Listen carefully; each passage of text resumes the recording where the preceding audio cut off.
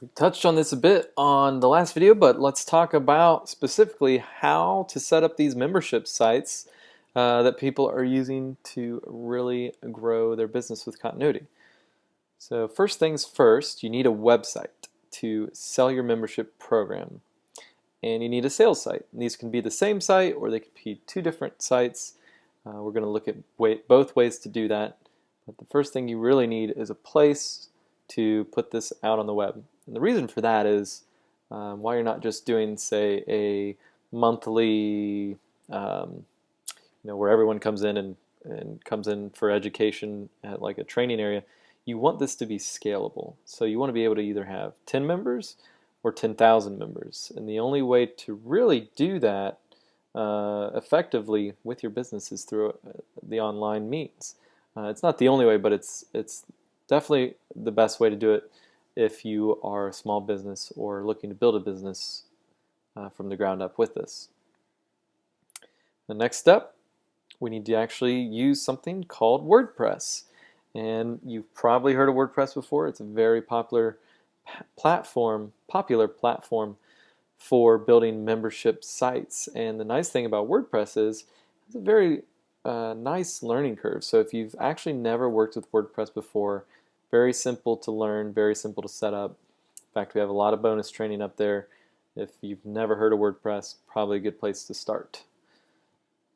So next, after that, actually need a place to host your content for your membership area.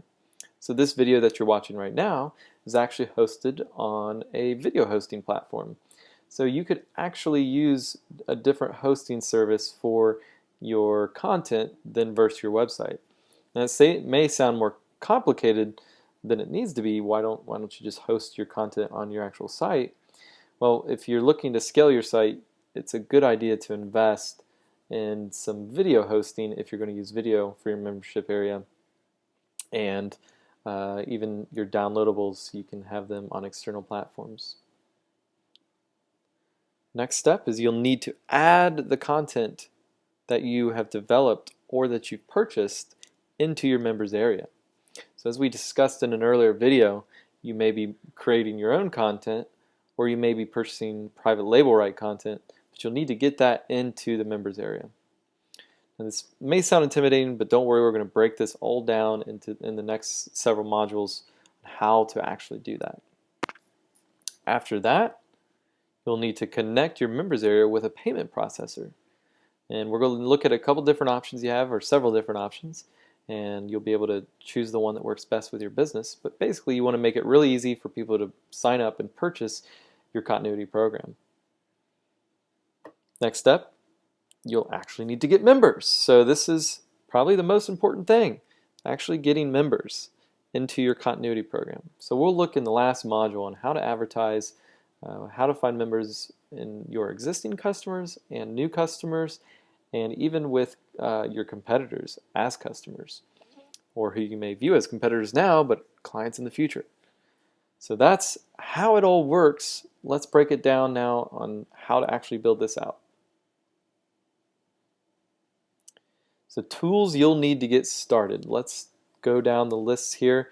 And if you have downloaded or you haven't downloaded the checklist yet, go up to the download section. You'll see the membership site checklist, and this breaks it down even further.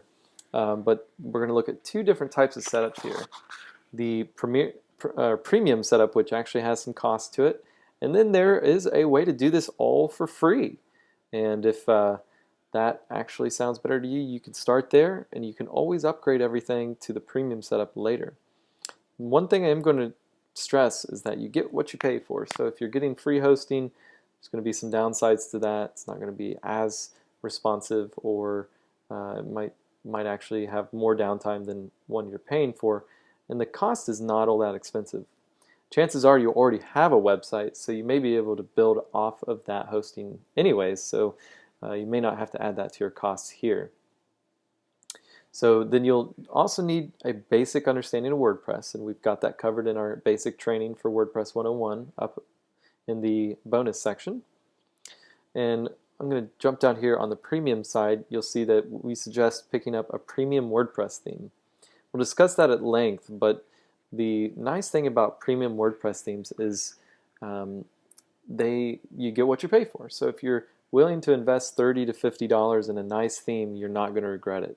It's going to add a lot of value to the look and feel and the aesthetics of your site, and a lot more functionality in the back end, and make it easier on you in the long run. And then there's what are called plugin membership plugins that actually help turn your WordPress site into a membership site. And there's free ones and there's paid ones. On the premium side here, you'll see we have S2 Member Pro, and that runs for the Pro version $97, and then there's a free version. The only downside with the free version is it only works with PayPal. And it has a few other features that aren't quite included, but it does do the job to build out a membership site.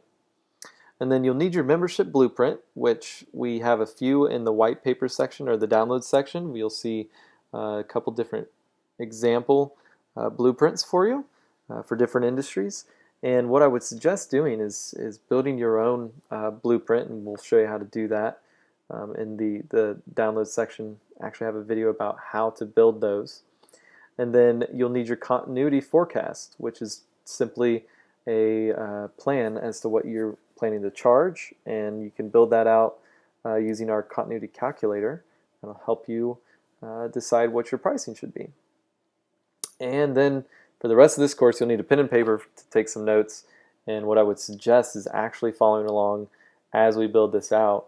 And again, keep in mind, if you are having or if you're going through this course and you're building out your site, if you run into any issues, make sure you jump up to the group, click on community up at the top. You'll see our Facebook group. Make sure you're a part of that, and post any issues or questions you have in there about the technical training, and we'll be sure to help you out.